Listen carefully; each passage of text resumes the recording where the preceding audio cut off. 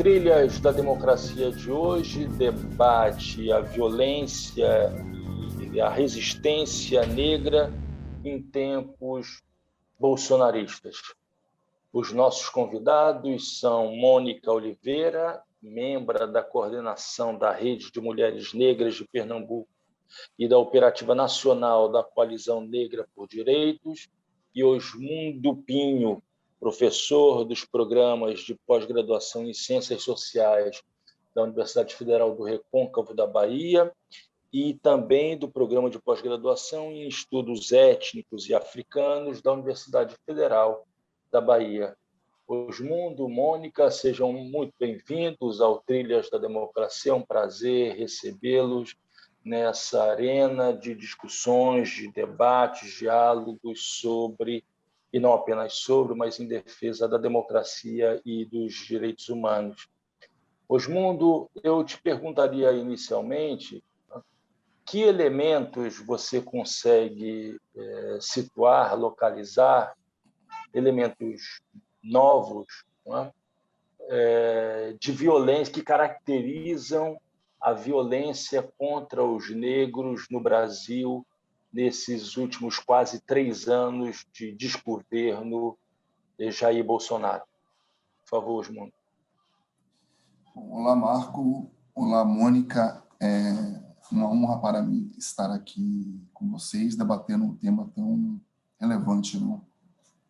Eu quero, inicialmente, render minha homenagem a todas as famílias que perderam entes queridos, amigos, parentes, em função da pandemia do Covid-19, que em nosso país desenrolou-se sob escandalosa e criminosa inoperância de setores do Estado que deveriam ter assumido a liderança no combate à pandemia, não? E não casualmente não fizeram esses setores do Estado brasileiro, não? Em especial o governo federal. Eu quero também saudar aqui, prestar minha homenagem aos inúmeros combatentes antirracistas, antiviolência policial, que dia a dia emprestam sua vida, sua energia, sua criatividade para combater as formas de opressão e injustiça que perseguem o nosso povo no Brasil há muito tempo. E esse é o ponto inicial, Marco, que eu enfatizaria, não? De certa forma, o governo Bolsonaro representou o agravamento de uma inflexão que expressa um paradoxo importante, não? Quer dizer, é evidente que a retórica violenta, misógina, racista de Bolsonaro cria um componente de escândalo, de ultraje maior ao cotidiano de violência que experimentamos, não? Mas é preciso dizer que a violência contra o povo negro não vem de agora. E se vem crescendo nos últimos anos, esse crescendo já se verificava em etapas anteriores, esse crescendo também se verifica nos estados governados por outros, digamos,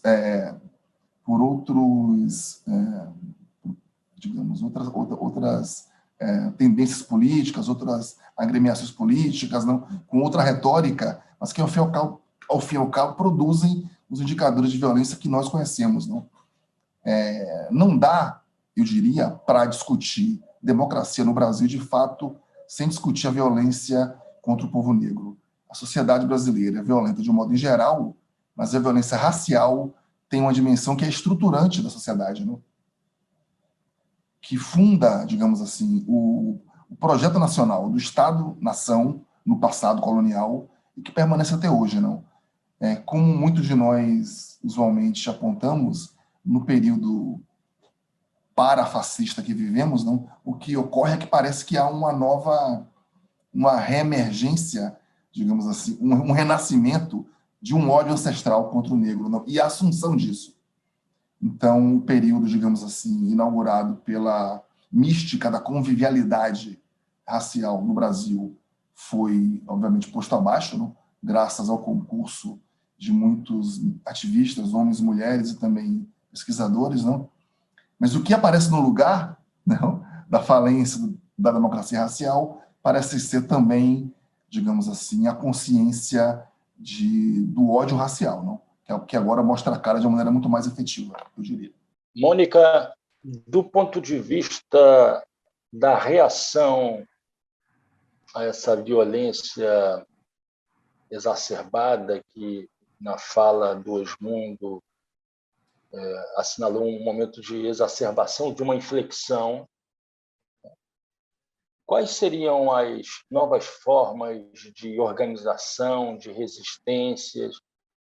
Você que é assessora parlamentar de uma das grandes experiências de representação, você é assessora parlamentar da mandata coletiva das juntas na Assembleia Legislativa de Pernambuco, e você representa essa nova face de uma nova forma de fazer política. Então, quais são as reações em termos organizacionais, quais são as novas experiências que também se afirmaram antes, mas também durante o período de governo Jair Bolsonaro? Ok, olá, Marco. Olá, Osmundo. Prazer estar aqui com vocês nesse debate, né?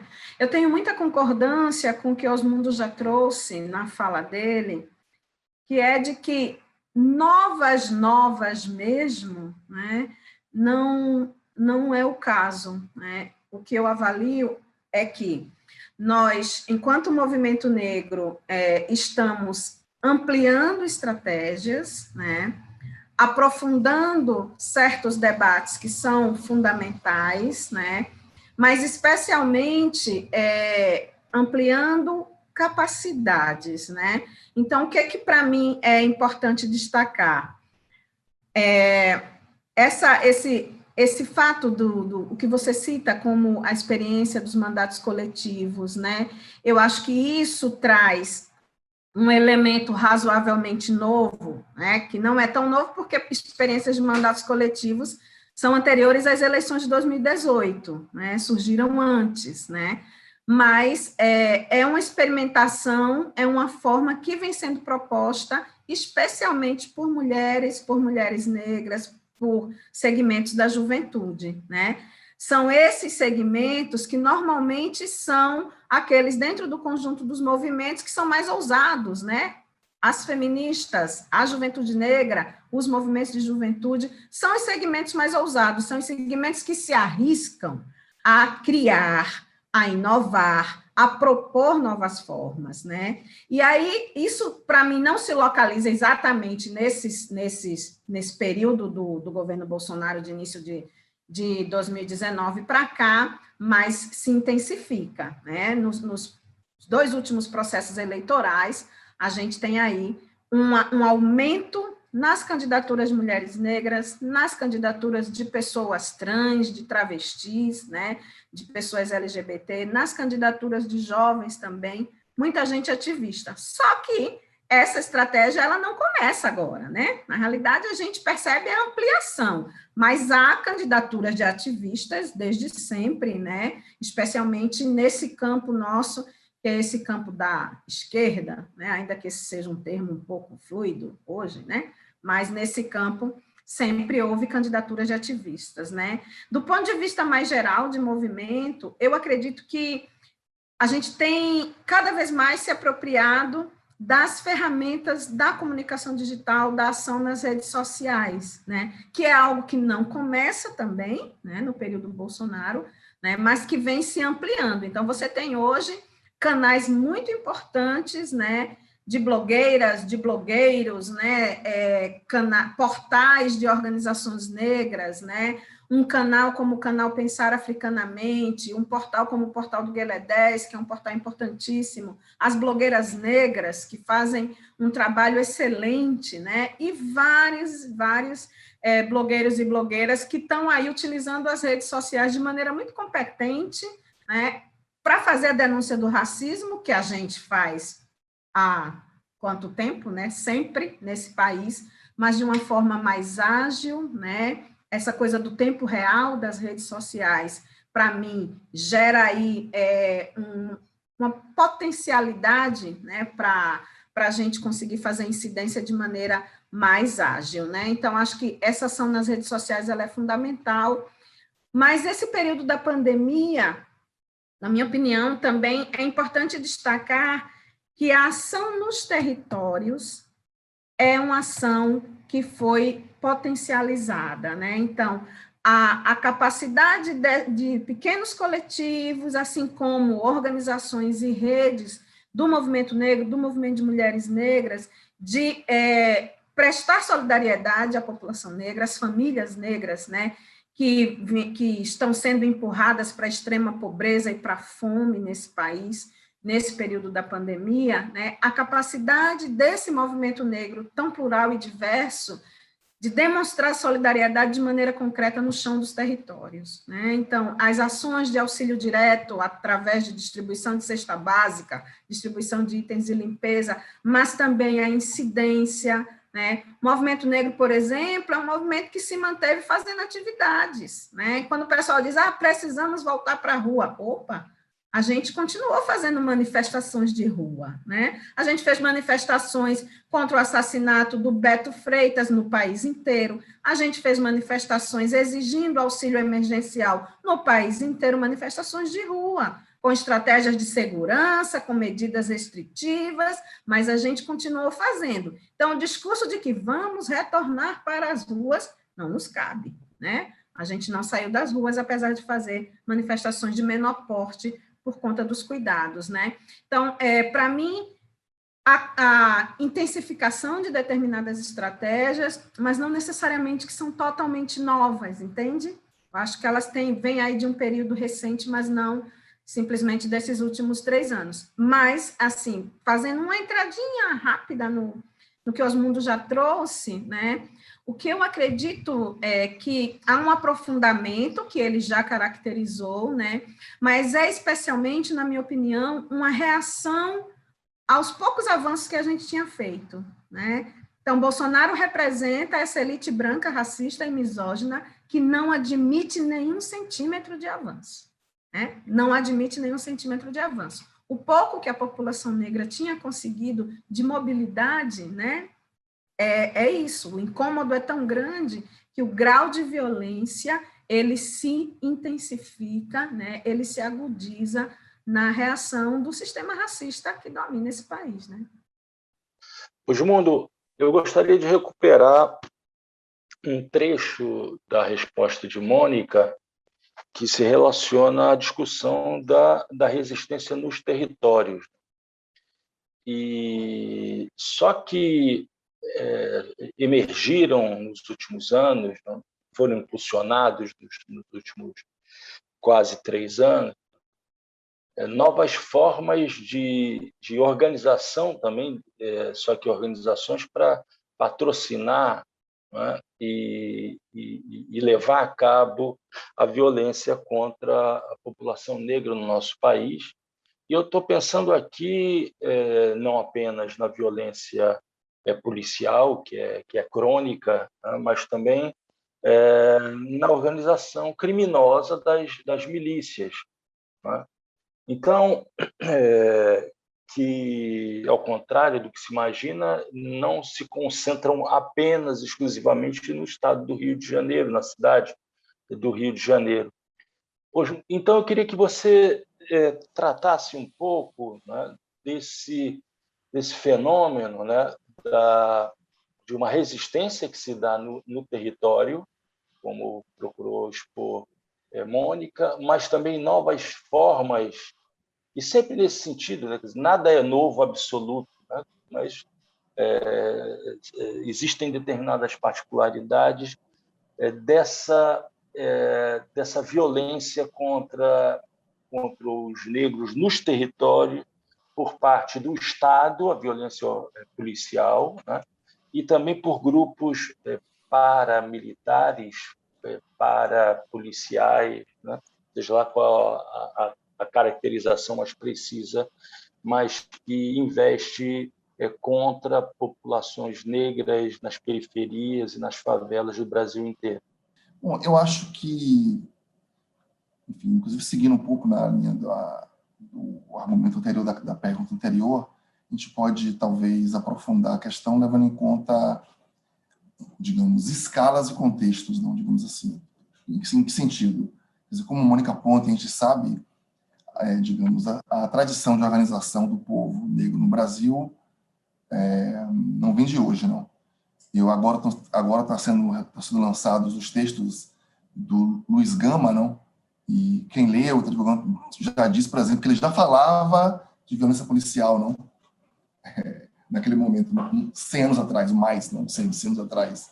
E agora, claro, ocorre que agora, quer dizer, a sociedade mudou, não, na verdade, em alguns sentidos, ou em muitos sentidos, não?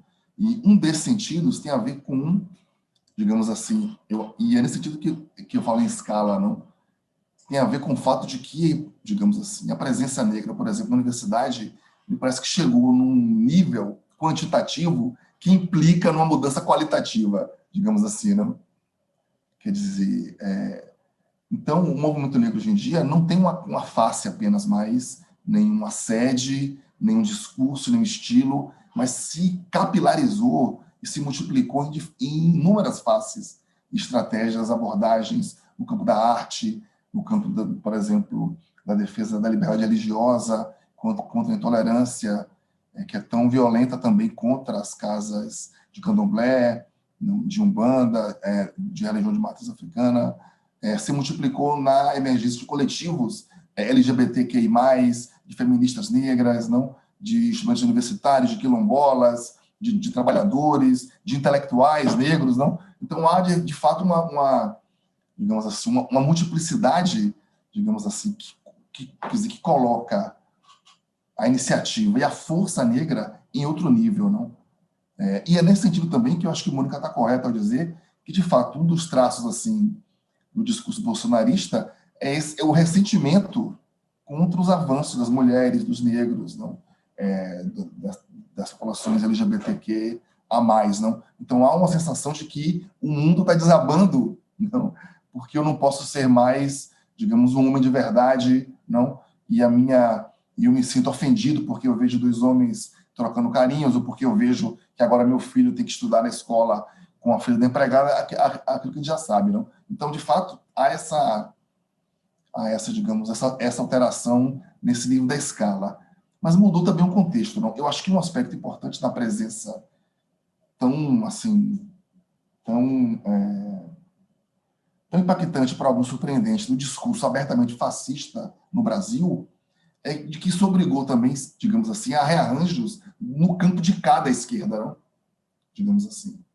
E é surpreendente que, por exemplo, grandes meios de comunicação que durante décadas negaram o racismo, agora promovam debates, programas, personalidades negras, não? Quer dizer, isso, quer dizer, ano passado, a morte de George Floyd, os protestos que se seguiram, quer dizer, provocaram uma reação no Brasil e um reconhecimento da violência que é secular, que nunca foi visto antes. Então, acho que novo muito é o fato de que setores da sociedade que antes faziam ouvido de mercador ao grito negro, agora escutam, não?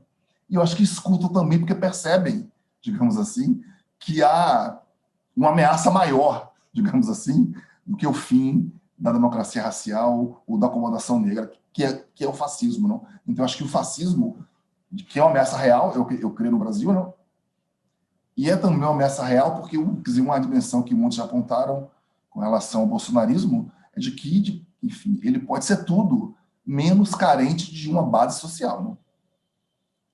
Quer dizer, Bolsonaro representa no Brasil muitas pessoas, não? Que pensam como ele, de fato como ele, não? Que pensam que o Brasil verde e amarelo, digamos assim, está pautado pelos pais fundadores coloniais, não? O Borba Gato e o que seja. E quer dizer, qualquer alteração disso parece o fim do mundo, uma ameaça à minha própria identidade branca ou burguesa, ou, quer dizer, ou assim imaginada, não? Porque é claro que muitos que se veem nessa posição, enfim, de patrão ou de burguês, não são assim, nem tão brancos, nem tão elite quanto gostariam de se imaginar, não? Mas é claro que esse é o refúgio, não? Quer dizer, digamos, é o último refúgio de poder daqueles que veem o seu poder ameaçado, a branquidade e esse privilégio de gênero também, não? que estão muito marcados. É fascinante, surpreendente perceber que, no mesmo período da pandemia, é o mesmo período no Brasil que assiste a uma verdadeira explosão editorial negra. Né? Eu acho que vocês, todo mundo vai concordar, que nunca se publicou tanto no Brasil autores negros, não? Quer dizer, personalidades que sempre foram ícones para nós, não? Como Lélia e Beatriz, agora não são figuras nacionais, quer dizer, inclusive, enfim, com inúmeras publicações e cursos, eventos, que é maravilhoso, é claro, né? É ótimo. Mas como, digamos, assim, mas não, quer dizer, o fato de ser ótimo não nos desculpa de inquirir por que isso acontece agora. E eu acho que tem a ver com essa nova correlação de forças, não? Onde aparece a ameaça do fascismo. Nunca no Brasil se traduziu tanto autores negros, não? Na verdade, de Frederick Douglass, Orinoco Youmi, Saidiya Hartman, os novos, os autores contemporâneos, os clássicos, não? Quer dizer, isso tem a ver, claro, então, como eu dizia, com um nível de escala, porque agora existe uma massa de estudantes negros nas instituições de ensino superior, agora existem dezenas de professores negros nas instituições de ensino superior, não? Então há uma nova escala de mercado até, não? Para esse produto editorial negro, mas também de contexto, não? Porque agora parece claro que, quer dizer, de que dar a vez ou a voz aos pretos e aos pobres é melhor do que entregar o país para os fascistas, né? Mônica, Osmundo falou da defumação da estátua do Borba Gato. E qual a importância de atos como esses? É claro que existe por exemplo, no momento em que a gente grava esse programa, ocorre uma polêmica entre os dois grandes nomes da intelectualidade de esquerda no Brasil, como Vladimir Safatli e Leonardo Avritzer, sobre a violência, entre aspas, violência cometida pelo grupo que queimou a estátua de Borba Gato em São Paulo. Né? Qual é a importância desses atos simbólicos de queima, né? de ícones daquilo que representou de mal na formação histórica brasileira, ícones como Borba Gato, né? Que foram saudados pela formação paulista, quer dizer, são produtos de uma ideologia de São Paulo como locomotiva do Brasil. Qual a importância de se desnudar esses ícones, né, de uma determinada sociedade burguesa, branca, que massacrou índios e negros no nosso país? Então, o simbólico, ele tem esse poder de sacudir, né? E sacudir muito as subjetividades, né? Porque quando a gente diz que o racismo estrutura a sociedade brasileira, ele estrutura do ponto de vista econômico, do ponto de vista político, e ele estrutura o imaginário, logicamente, né? Porque se ele não estruturasse o imaginário e as subjetividades, ele não daria conta de estruturar também o político, o econômico e toda a institucionalidade desse país, né? Então, para mim, esses atos, eles são extremamente importantes para desnudar, né? Para avançar ainda mais, né? Nessa movimentação de desnudar as várias faces do racismo, né? E aí é bem importante quando pessoas desse campo, denominado um campo de esquerda, né, entram numa contradição tão profunda, né? Porque fazer a defesa da estátua de Borba Gato, né, frente ao que é a história desse país, ao que é o perfil, o imaginário da sociedade brasileira, sabe? Fazer a defesa da estátua de Borba Gato, né? É assim, a gente não fica chocado, né? Porque a gente conhece, né? Não é que a gente fique chocado, mas assim, é de um desplante, sabe? É de um desplante. Porque assim, vamos fazer algumas correlações aqui, por exemplo. Zumbi dos Palmares. Quantas estátuas de Zumbi dos Palmares tem nesse país afora? E quantas valorizadas como Borba Gato, né? E Palmares, para muitos historiadores, Palmares poderia ser considerado uma das experiências mais próximas de socialismo nas Américas. A primeira experiência próxima de uma ideia, né, de socialismo nas Américas. Por que Zumbi não é um grande herói para esse país, né? Claro que a gente sabe que a resposta é porque tudo é determinado pelo racismo, é uma sociedade fundada no racismo e tal. Mas por que também que essas mesmas pessoas nunca fazem a defesa de que é preciso ter estátuas de heróis negros, né, pelo país afora, né? Então, eu acho que é bem importante, porque nós também estamos num período em que as contradições nesse campo dito progressista estão cada vez mais expostas. Cada vez mais expostas. E isso é importante para a luta contra o racismo, né? Porque nós, em vários momentos, ficamos reféns de determinadas alianças políticas que raramente são profundas o suficiente para operar conosco mudança estrutural, né? Então, a gente tem pequenas vitórias, pequenos avanços, mas do ponto de vista estrutural, as mudanças quase inexistem, né? Ou inexistem, né? Porque quando a gente vê a fragilidade daquilo que foi conquistado, como rapidamente políticas públicas, né, legislação é desrespeitada sempre, e as políticas e programas mínimos que a gente alcançou são tão frágeis que rapidamente tudo vai sendo dizimado, tudo vai sendo sucateado, né, inviabilizado. Então, essa exposição, né, das contradições profundas desse campo da esquerda e desse campo progressista, elas são muito importantes nesse momento. E um fato como esse, da estátua de Borba Gato, trouxe à tona muita gente, né? Várias figurinhas que agora ficaram queimadas, ok? Várias figurinhas, né? Porque não aguentaram, né? Se expuseram, né? Mas acho que é importante, porque é importante também demarcar esses campos. Para mim, um dos desafios da ação contra o racismo no Brasil é justamente uma coisa meio nebulosa, sabe? Dos aliados. Quem é mesmo aliado? Quem que não é? Tal, porque o discurso do antirracismo, ele está na pauta do dia. Quem, neste campo, não diz que é antirracista? Todo mundo é, né? Todo mundo é, né?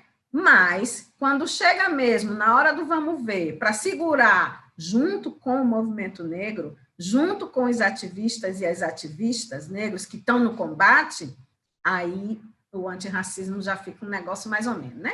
Não é, também não é para ser tanto, né? Já fica uma coisa mais ou menos, né? Então, eu acho que é bem importante essa exposição, né? Porque acho também que a gente está vivendo um momento em que vários segmentos desse movimento negro, que é muito plural e muito diverso, né? Vários segmentos estão se recusando a continuar em relações de subordinação, alianças políticas subordinadas. Nós não estamos mais dispostos a isso, né? A manter alianças subordinadas. E uma grande parte desse campo progressista de esquerda está acostumado a alianças subordinadas, né? Que a gente segue a agenda de luta deles o tempo todo. Então, vocês do movimento negro precisam vir para a nossa luta, né? A recíproca, né, que todo mundo vai se somar, então, à luta contra o racismo, nem sempre se dá, né? Nem sempre é verdadeira. Então, eu acho que eu considero bem importante, né? Acho que toda a movimentação que está sendo feita ainda precisa ser ampliada para defender essas pessoas, né, que fizeram esse ato, né? Garantir que essas pessoas não sejam criminalizadas da forma como está se tentando fazer, né? Então, acho que é bem válido, né? E acho um ato de ousadia e de grande significado, né? Acho, inclusive, que essa defesa toda que se faz, para mim tem que se fazer uma ligação também com o que a gente classifica como violência racial, é muito além da violência policial, como foi dito no bloco anterior, entende? Porque, por exemplo, quando você pega o tema desse programa, que aquele tema que você conversou comigo, Marco, as várias formas de violência contra a população negra no Brasil, e quando a gente afirma que a violência é um fator que estrutura as relações no Brasil, o Brasil tem uma sociedade profundamente violenta, né? Uma sociedade que violenta crianças, e eu não estou falando de violência sexual apenas, eu estou falando de uma sociedade em que se naturaliza bater em criança, uma sociedade que naturaliza a violência contra pessoas idosas, porque não produzem mais, que violenta os jovens, porque são um bando de responsáveis, que não ligam para nada, que não tem cuidado com nada, violenta os jovens, que violenta mulheres, né? E aí, do ponto de vista das mulheres negras, uma violência permanente de séculos, né? De objetificação, de hipersexualização, de jamais termos tido o direito de viver o mito do sexo frágil. O mito do sexo frágil nunca foi oferecido às mulheres negras. Ele sempre foi privilégio das brancas, né? E não que a gente queira ser tratada como o mito das frágeis, né? Mas o que significa para nós, no chão do nosso cotidiano, isso é um grau profundo de violência, né? Porque somos aquelas que aguentamos tudo, que somos fortes e tal. Então, assim, você pode... Eu poderia trazer para você aqui inúmeros exemplos de violências gravíssimas na saúde, na educação, no mercado de trabalho, tal. Então, a pessoa negra, ela é atingida por diferentes formas de violência ao longo de toda a sua vida. Então, a violência policial, ela é um aspecto, né? Claro, grave, né? Em crescente, né? Ampliação, porque o relatório mais recente do Fórum Brasileiro de Segurança Pública diz que no ano de 2020, um ano de pandemia, a violência nunca foi tão grande desde 2013. Desde 2013. Os maiores índices foram em 2020, num ano de pandemia, né? Então, claro que a violência policial ocupa um lugar específico quando a gente fala de violência racial, mas essa sociedade, né, ela é permeada por essa violência racial, né, em todas as dimensões da vida de uma pessoa negra, né?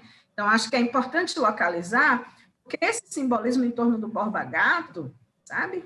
Ele recupera, por exemplo, a violência da vivência escolar das crianças negras, dos adolescentes negros, sabe? Que são obrigados a engolir esses heróis, né, sem nenhum tipo de criticidade, nem da parte de docentes, nem da parte de ninguém. Né? Eles são obrigados a engolir esses heróis, nossas crianças. A escola é um dos ambientes mais violentos desse país. Né? A escola é um ambiente de violência, né? Violência psicológica, violência emocional, violência simbólica, né? contra nossas crianças, nossos adolescentes. Né? Então, essa situação do Borba Gato me chamou muito a atenção também por conta disso. Né? Como é que a gente, então, interpela essa sociedade sobre esses heróis, né? Então, é isso mesmo, e a tarefa do movimento é essa mesmo, sabe? Um salve para a galera que queimou, né? Um salve, e que a gente consiga mantê-los fora da prisão, sabe? E dando o significado real que esse ato deve ter. Osmundo, no lugar da estátua de Borba Gato, isso a pergunta tem um sentido figurativo, né? Que outras estátuas merecem ser construídas no Brasil? E quando eu falo outras estátuas, eu estou pensando que outras memórias precisam ser resgatadas. Você fez referência aí a Luiz Gama, por exemplo, que é uma figura praticamente desconhecida e que teve um papel fundamental na luta anti-abolicionista, na luta abolicionista no Brasil. Né?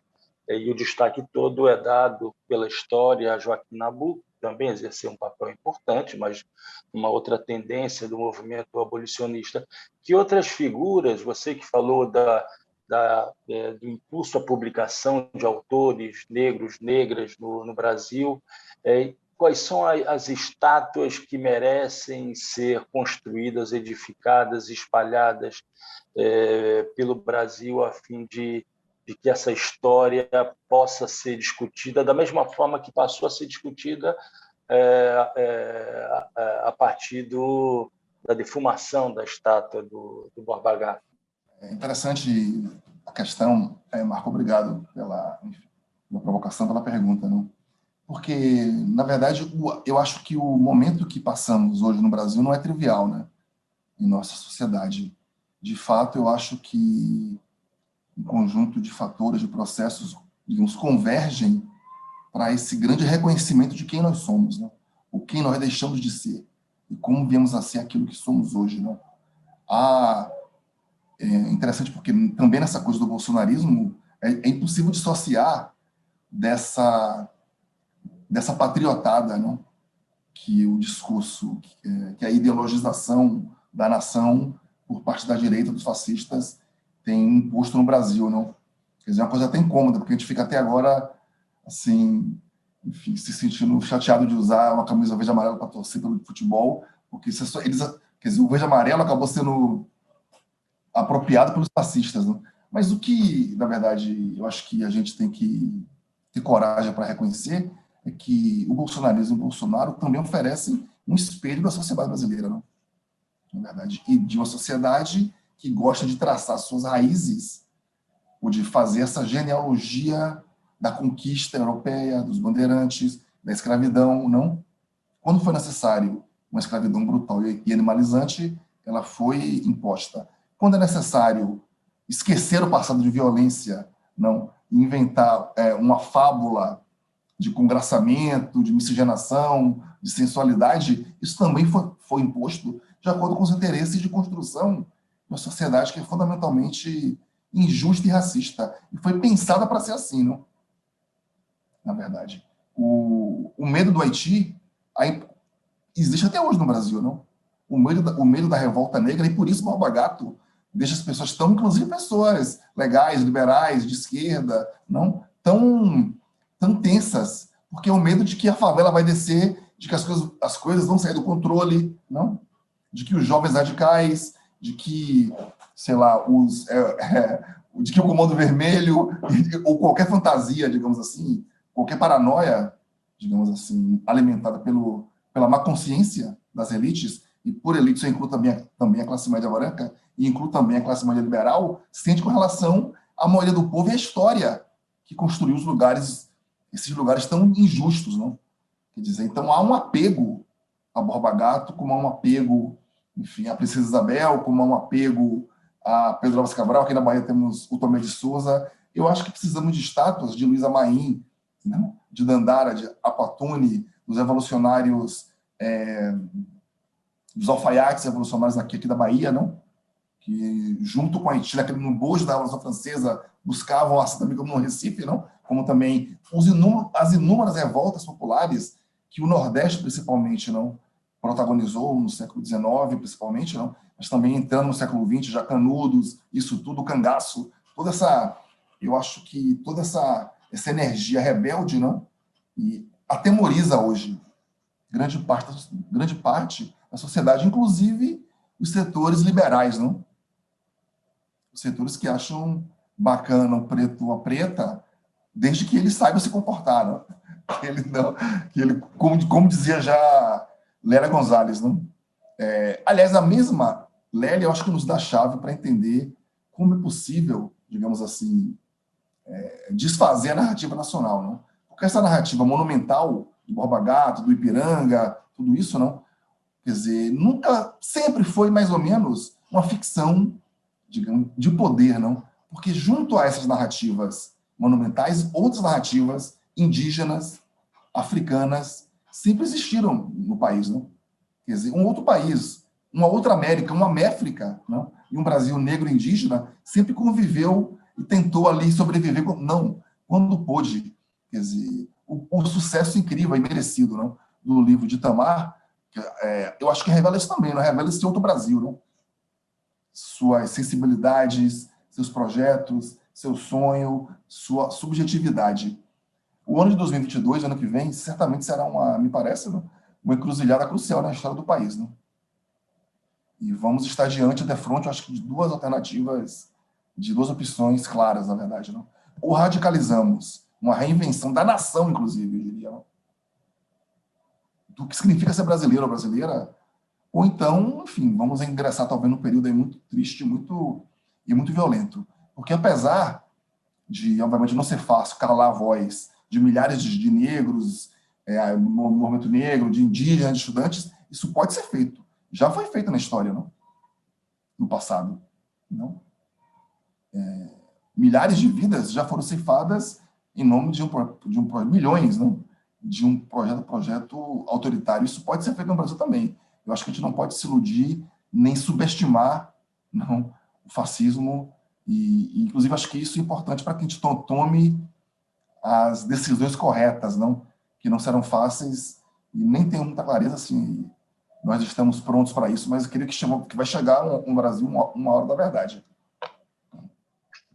Mônica, nós estamos próximos do encerramento desse trilho da democracia, mas eu queria aproveitar a deixa do Osmundo, e, na verdade, falou do próximo ano, o ano de 2022, pensando nas eleições, né?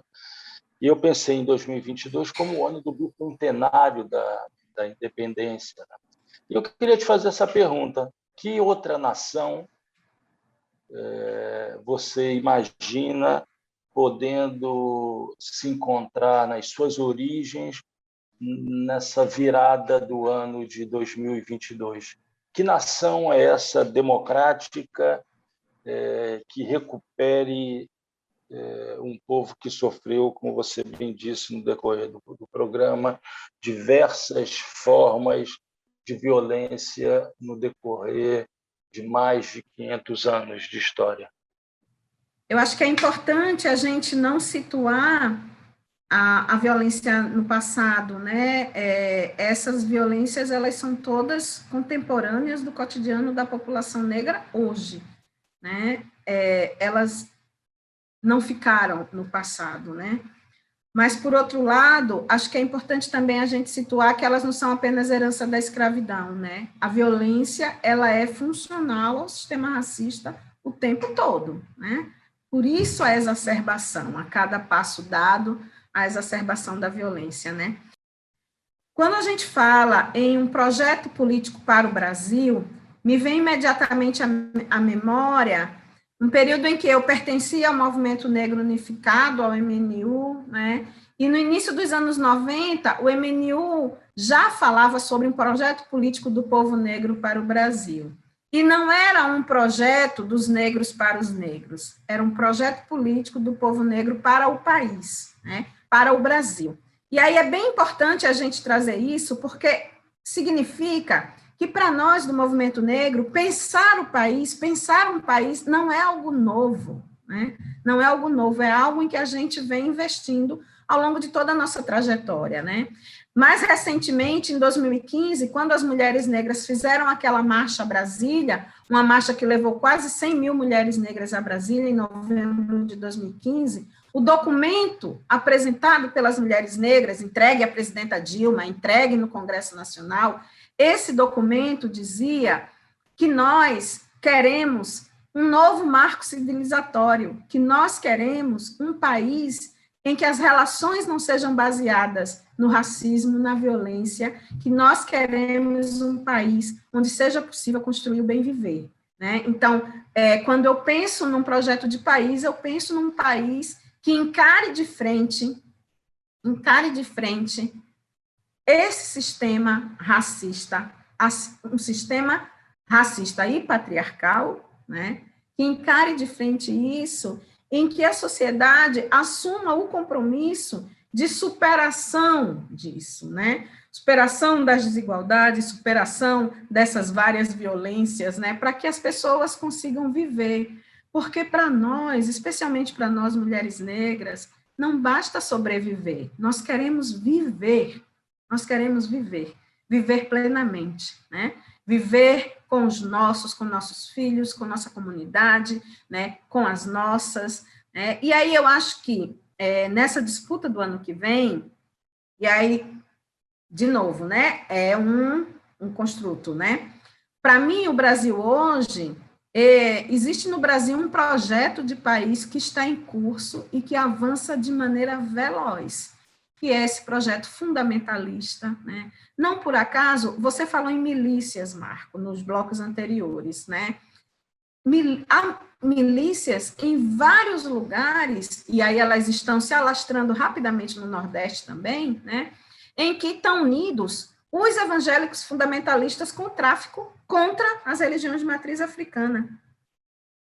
Isso é um dado novo, quando você fala em dados novos, isso é um dado novo que não tinha anos atrás. Mas o quanto é grave isso, né? Os traficantes de Cristo, né? E a guerra que estão empreendendo contra as religiões de matriz africana, isso isso colabora para esse grau de violência desumanizante do racismo nesse país, né?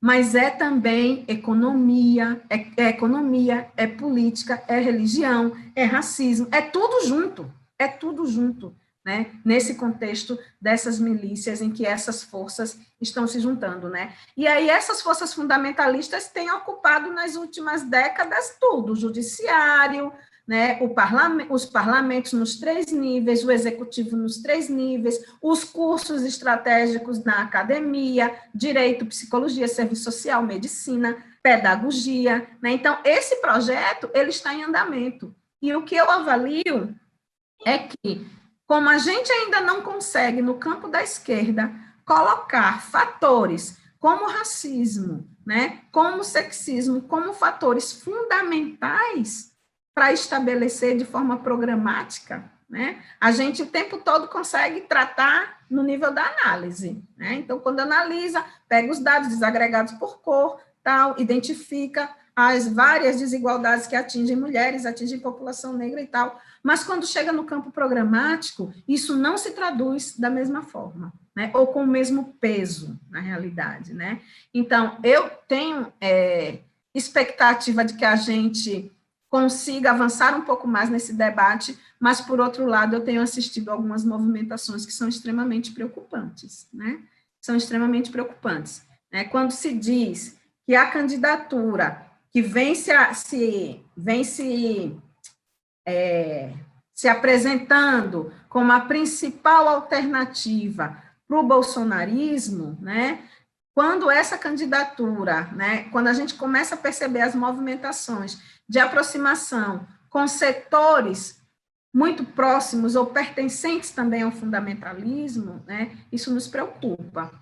Quando as nossas agendas de luta, de defesa de direitos, são classificadas, né, como agendas identitárias, e que essas agendas identitárias precisam ser relativizadas, porque é preciso construir alianças e tal, isso tudo me preocupa, né? Porque não é possível que a afirmação da nossa identidade seja um problema e um limite, seja tratado como um limite nosso, né? Como uma fragilidade nossa. Afirmar nossa identidade, afirmar quem nós somos, ser tratado como fragilidade ou como limitação. Isso me preocupa. Então, assim, eu ainda não consigo fazer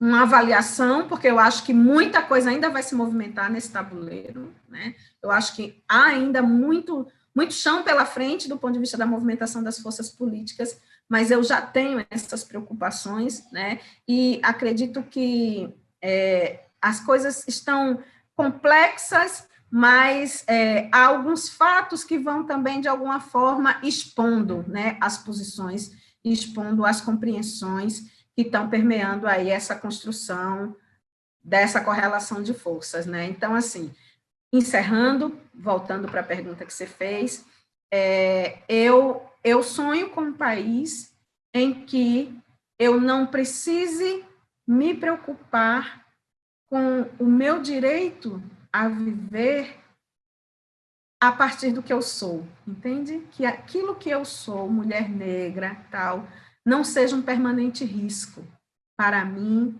para as mulheres negras como um todo, né? Que o ser pessoa negra nesse país não seja um permanente fator de risco para nós. E, para isso, a gente precisa de mudanças estruturais na política, na economia, nas subjetividades, no imaginário e tal. A gente precisa de um novo país, né? E eu espero que a gente consiga avançar um pouco mais na construção desse novo país. Claro, não dá para ser muito como é que eu posso dizer? Não dá para ser muito esperançosa e tal, não é nem esperançosa, eu sou bem realista, né? Eu não sou muito otimista, mas eu acho que a gente está aí no esforço de construir isso, né? E esse esforço precisa ser reconhecido. O Trilhas da Democracia chega ao fim. Gostaria muito de agradecer ao Osmundo Pinho e Mônica Oliveira. E nós voltamos na próxima semana, sempre debatendo questões relativas à defesa da democracia e dos direitos humanos. Até lá.